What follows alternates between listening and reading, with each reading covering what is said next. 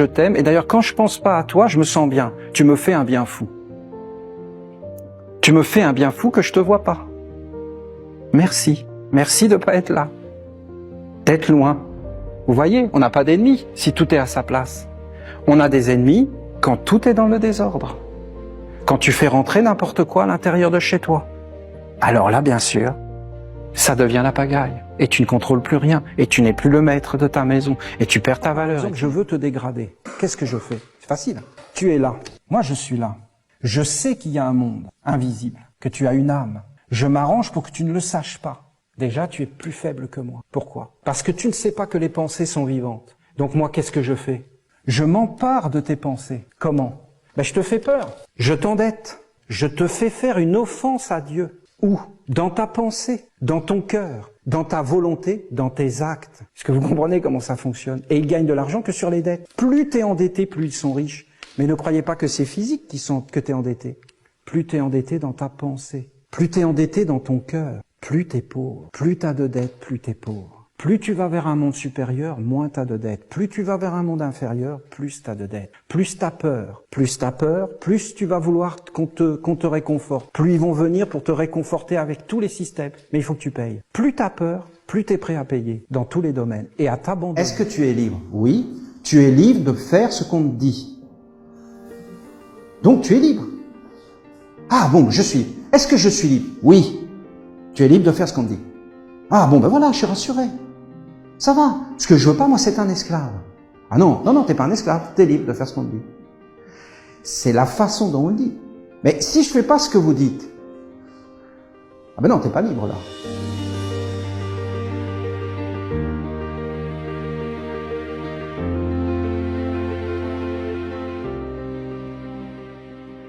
Le pentagramme lumineux, l'homme tel qu'il devrait être. C'est-à-dire debout. Maîtrisant le carré et ayant éveillé l'intelligence supérieure de la sagesse du monde divin et portant dans sa vie la noblesse, l'adoration. Vous savez que l'adoration, c'est quelque chose qui peut nous sauver. La dévotion, l'adoration vers des choses grandes, belles, lumineuses, comme par exemple vénérer la sagesse, vénérer l'amour, mais ne pas être passif. Le pentagramme de la lumière, c'est le pentagramme des mages, c'est l'étoile des mages, c'est notre bonne étoile, c'est le génie, c'est celui qui te parle, c'est ton âme, c'est le monde plus grand, c'est un monde grand et vaste, c'est le monde supérieur. Tu dois être connecté avec ces choses, mais tu ne dois pas mélanger, tu dois être actif. Ça, c'est le secret de la magie.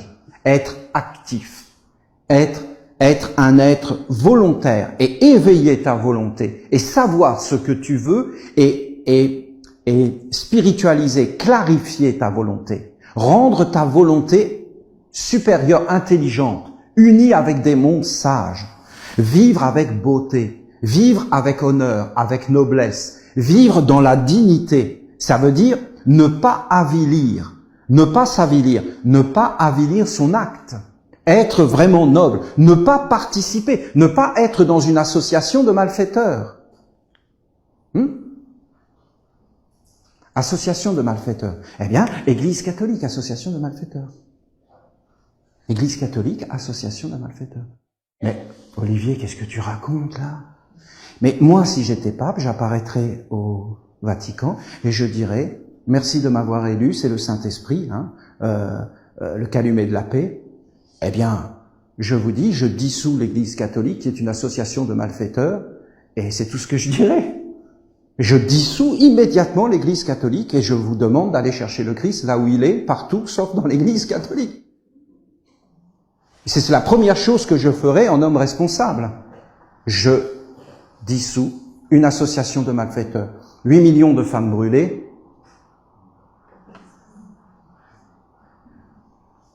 plus d'1 million de cathares et de chrétiens exterminés. On ne parle pas de l'Afrique, on ne parle pas de l'Amérique du Sud, de l'Amérique du Nord.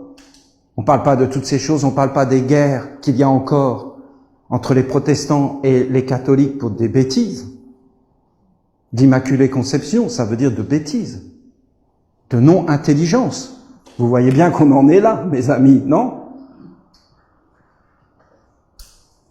C'est pas agréable de marcher comme ça, la tête en bas. Puis ça fait les cornes, là. Puis là, ça fait les deux petites oreilles. Vous mettez les yeux là, et là, vous avez la barbichette.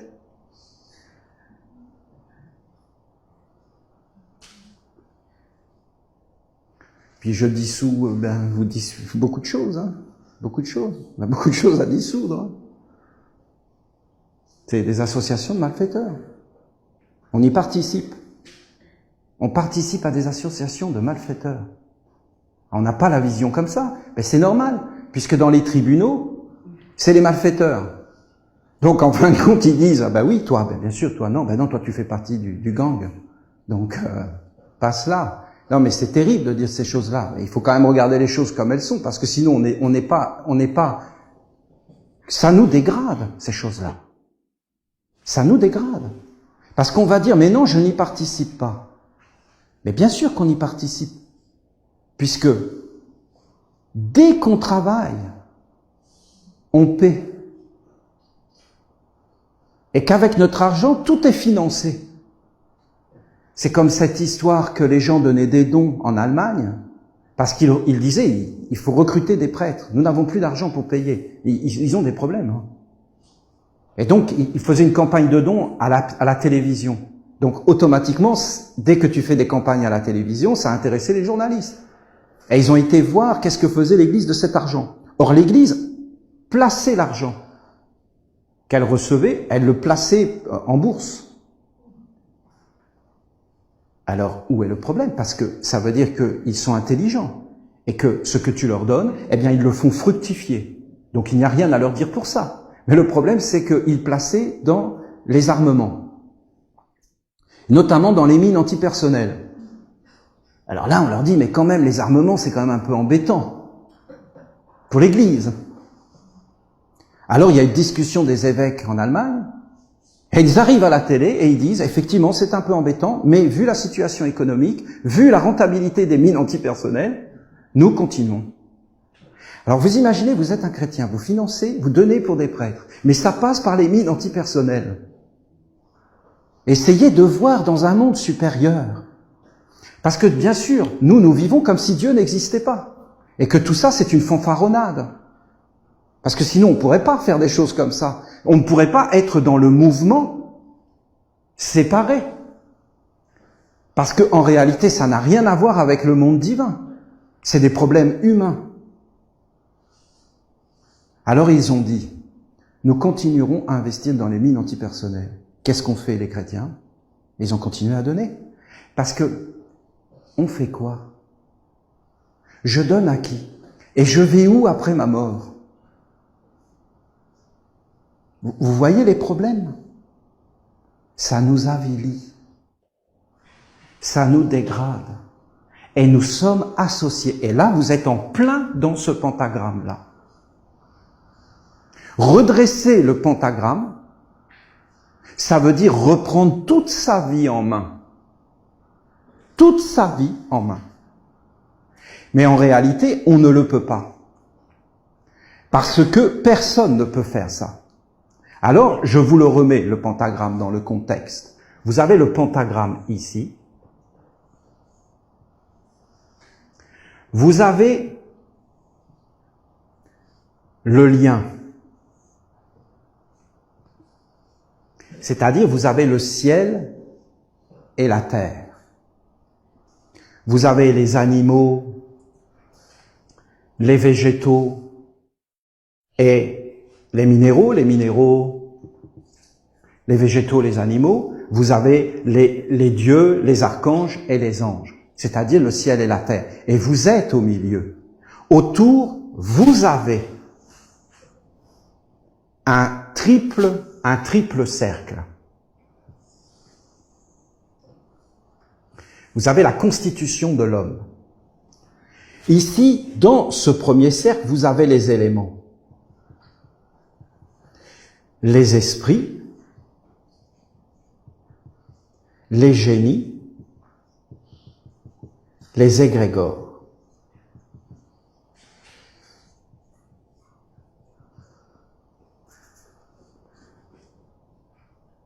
C'est ce que les anciens ont appelé le serpent, qui se mord la queue, le cercle. Au-dessus de ce serpent, vous avez les anges,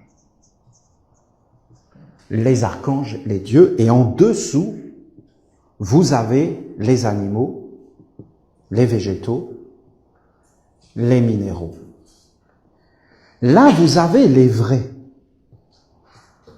Or, ce serpent qui est là, où il est? Mais ce serpent, parce que le grand problème, c'est qu'on dit que c'est abstrait. Parce que cet être-là, qui nous met la tête vers le bas, le cacodémon pour les Grecs, qui nous met la tête dans le caco, eh bien, qu'est-ce qui fait cet être-là? Il nous enchaîne. Parce que cet être a compris qu'il ne pouvait pas aller vers les mondes divins. Alors, qu'est-ce qu'il a fait? Il a créé ici des égrégores, c'est-à-dire des faux dieux. Moi, ma maman, institutrice, directrice d'école, elle a fini en fin de carrière en dépression au bord elle pleurait tous les jours, la dépression nerveuse.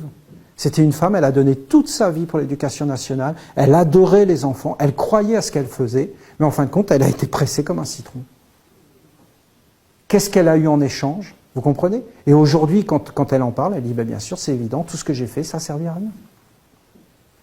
C'est terrible. Ce sont des gens honnêtes, clairs, qui font tourner un système qui ne marche pas. C'est terminé.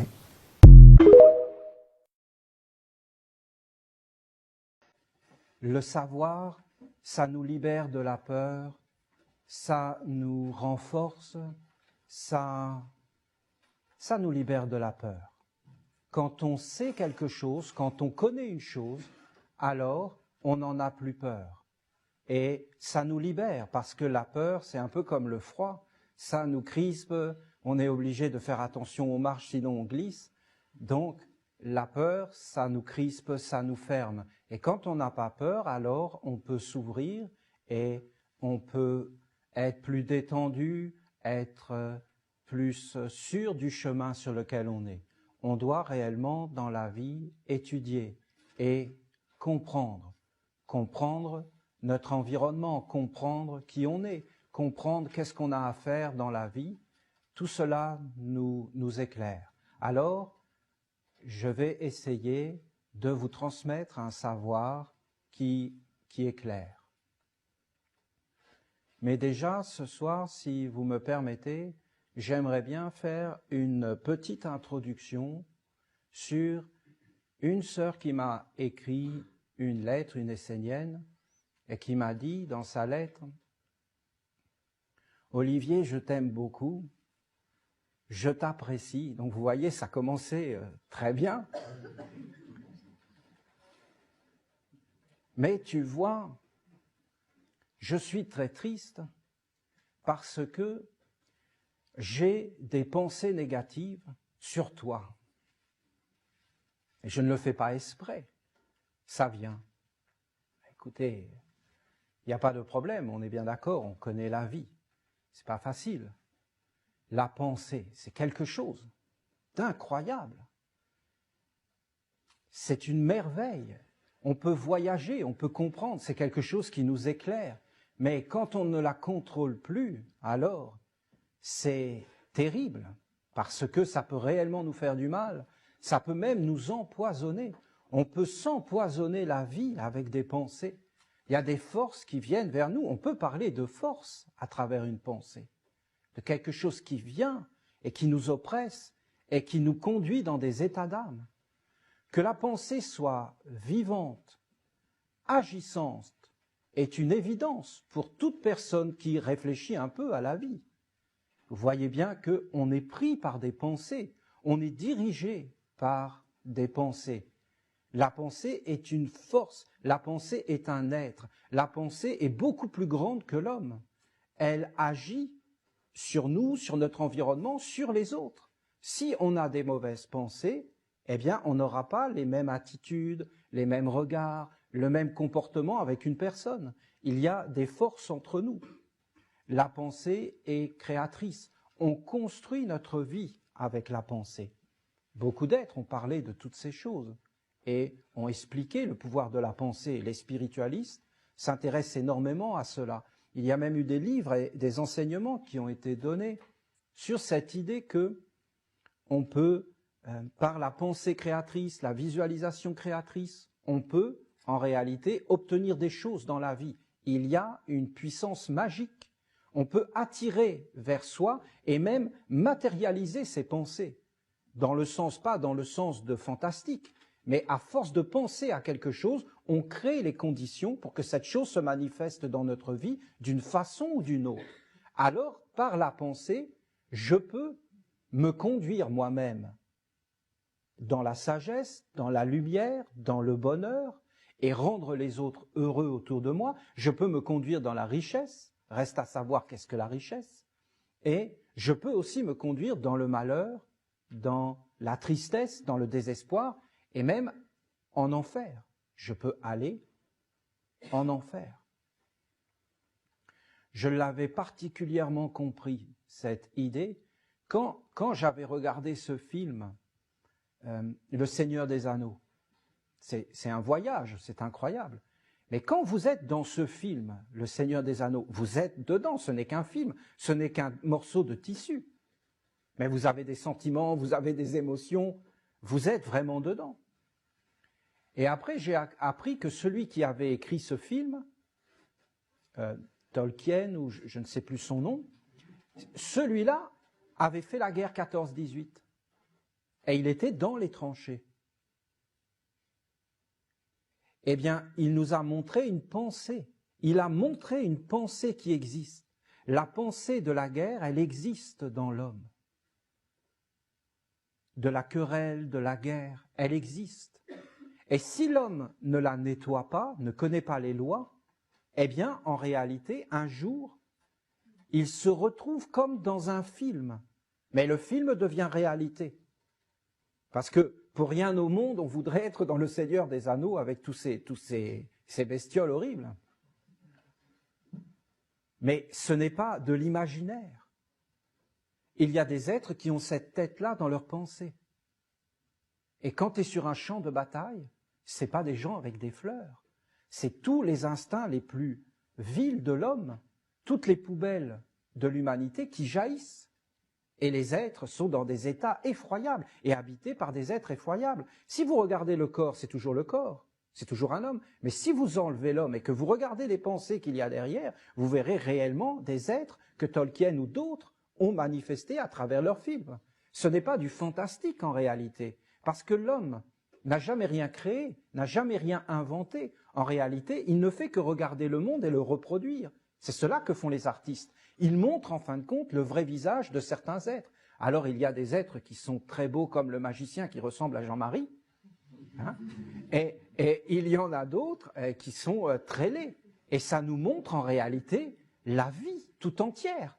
Ce n'est pas les apparences qui comptent. Alors il y en a qui sont conscients. Il y en a qui sont complètement inconscients qu'ils ont des pensées. Ça paraît incroyable, mais c'est vrai. Il y en a qui ne savent même pas qu'ils pensent eux-mêmes. Ils ont des pensées comme cela, sans même savoir qu'ils pensent. Et puis, il y en a d'autres qui s'éveillent au monde subtil. Alors, ils s'aperçoivent qu'ils ont des pensées. Des fois, il y a des pensées agréables, des belles pensées, mais des fois, il y a des pensées désagréables. Parce qu'on a pris des habitudes, il y a des forces. Nous ne sommes pas les seuls à penser dans le monde. Ce n'est pas forcément nos pensées. Nous vivons dans des atmosphères de pensée. Nous respirons des pensées et des états d'âme. Il y a certaines personnes, elles vont vous rendre triste. On parle d'une aura de tristesse. Il y a des personnes qui ont une aura de sagesse. Tout cela, nous respirons à l'intérieur de toutes ces forces. Alors, il faut une clarté. Il faut avoir un savoir de tout cela, de la pensée. Alors, si vous me permettez, c'est dans ce sens-là que je vais aller. Parce que vous voyez, ça ne suffit pas d'avoir une bonne intention. Je veux avoir des belles pensées. D'accord? J'ai compris la vie. La pensée est constructrice. Je construis mon corps, ma vie, ma destinée par la nature de mes pensées. Eh oui, mais d'accord. Mais les pensées négatives viennent. Elles sont là. Alors il faut comprendre comment ça fonctionne. Parce que beaucoup ont dit qu'il faut avoir des bonnes pensées, mais ce n'est pas suffisant, je vous dis. Pas dans l'état actuel du monde, où en réalité, il y a une véritable agression permanente. Pour celui qui s'éveille, il y a une agression. Ce n'est pas évident de s'éveiller, parce que tu vas te mettre à avoir un plus grand discernement. Mais alors tu peux te faire attraper, mais c'est très rapide, parce qu'il y a des pièges. Tous les fromages ne sont pas bons à manger. Tous les fromages ne sont pas bons. Et surtout s'il y a une petite planche de bois en dessous, avec, vous comprenez, il faut avoir le discernement. Si tu ne l'as pas, ben c'est fini. C'est réellement fini. Donc, en réalité, il nous faut ce savoir de la pensée. Il faut l'étudier. Il faut comprendre comment fonctionnent les pensées, comment elles agissent dans le corps. Il faut comprendre la totalité du savoir et pas des petites miettes de savoir qui ne sont pas reliées au tout. Vous savez, vous devez toujours tout relier à l'universel. Pour qu'une chose soit vraie, il faut qu'elle soit universelle. Il ne faut pas qu'elle soit une partie du tout. Il faut toujours être dans le grand accord, dans la grande harmonie. On doit conduire sa vie dans la grande harmonie. Quand tu es dans la grande harmonie, il n'y a plus de disharmonie, parce que c'est la grande harmonie. La grande harmonie, c'est le bonheur, c'est la paix, c'est la vérité, c'est tout ce qui est sacré. Le côté séparé, ça ne peut pas fonctionner. Il faut toujours être dans la grande harmonie. Il faut toujours être en accord avec la grande harmonie. Ça pourrait être très beau, cette idée qu'on retrouve dans la musique. Qu'il y a un orchestre dont nous faisons tous partie. Aucun être ne doit être rejeté. Et nous devons trouver un accord pour vivre ensemble.